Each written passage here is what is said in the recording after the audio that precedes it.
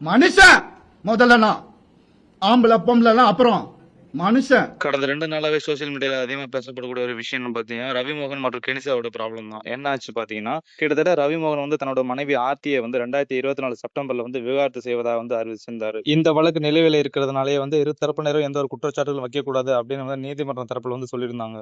இப்போ ரீசெண்டா வந்து ரவிமோகன் மற்றும் கெனிசா வந்து கோயிலுக்கும் மற்றும் ஃபங்க்ஷனுக்கும் போயிட்டு வந்திருக்காங்க. ஸோ அந்த விஷயம் வந்து சோசியல் மீடியால அதிகமாவே வந்து சர்ச்சைக்குள்ளாச்சு. இப்படி தொடர் பிரச்சனை சர்ச்சையினால வந்து கெனிசா வந்து அதை பார்த்துட்டு ஒரு வீடியோ பதிவு போடுறாங்க. அந்த வீடியோல என்ன சொல்லியிருந்தாங்க பார்த்தீங்கன்னா, இனிமேல் வந்து ரவிமோகனுக்காக நான் போராட போவதில்லை. நான் சென்னையை விட்டு வெளியேறுகிறேன். சமூக வலைதளம் வந்தாலே எதிர்மறையான கருத்துக்கள் தான் வருகிறது. ஸோ இதனால விட்டு நான் எல்லாத்தையும் விட்டு அமைதியாக போறேன் அப்படின்னு வந்து கிட்டத்தட்ட பேசியிருந்தாங்க. இந்த மாதிரி சூழ்நிலையில தான் வந்து ரவிமோகன் வந்து ஒரு பேட்டி ஒன்று கொடுக்குறாரு. இது ரொம்பவே எமோஷனலா பேசியிருந்தாரு. என் பிள்ளைகளை கூட பார்க்க விட மாட்டேங்கிறாங்க. ஸ்கூலுக்கு போகும்போது கூட பாடி கார்ட்ஸ் கூட வராங்க. என்னால பார்க்க கூட முடியல.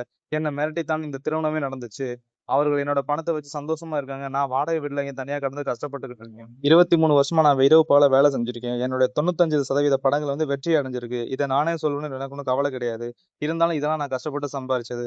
இவ்வளவு வருஷமா நான் அமைதியா இருந்ததுதான் என்னோட தப்பு. எல்லாவற்றையும் பொறுத்துக்கிட்டு இருந்தேன். பெண்ணியம் பற்றி பேசுகிறார்கள். பெண்ணியம் என்றால் என்ன? யாருக்காவது புரிகிறதா? பெண்களுக்கு ஆதரவாகவும் வன்முறைக்கு எதிராகவும் பணம் எடுத்துள்ளேன். பெண்களின் உரிமைக்காக நின்றுள்ளேன். நான் எப்படி பெண்களை பற்றி புரிந்து கொள்ளாம இருப்பேன்? இந்த மாதிரி வந்து ரொம்பவே எமோஷனலா பேசிட்டு இனிமேல வந்து நான் வந்து அமைதியா இருக்க போறதில்ல.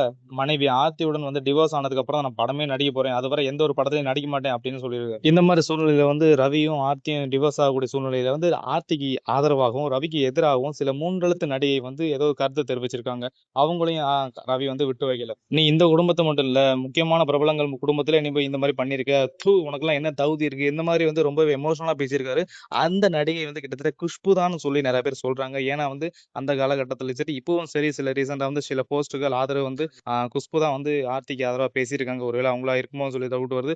போக போக பார்ப்போம் யார் யார் என்னென்ன பண்ணிருக்காங்க. ஆனா ரவிமோகன் தெளிவாவே சொல்லிட்டாரு, என்னால இந்த மாதிரி பிரச்சனையில இருக்கும்போது வேற ஒரு செயல்ல வந்து கவனம் செலுத்த முடியல. அதனாலே வந்து இதை முடிச்சுட்டு அதுக்கப்புறம் தான் நான் எதுவுமே செய்வேன். ஸோ டிவோர்ஸ் ஆனதுக்கு அப்புறம் தான் இனிமேல் நான் நடிக்கவே போவேன் அப்படின்னு சொல்லியிருக்காரு. ஸோ பார்ப்போம் என்னென்ன நடக்குதுன்னு.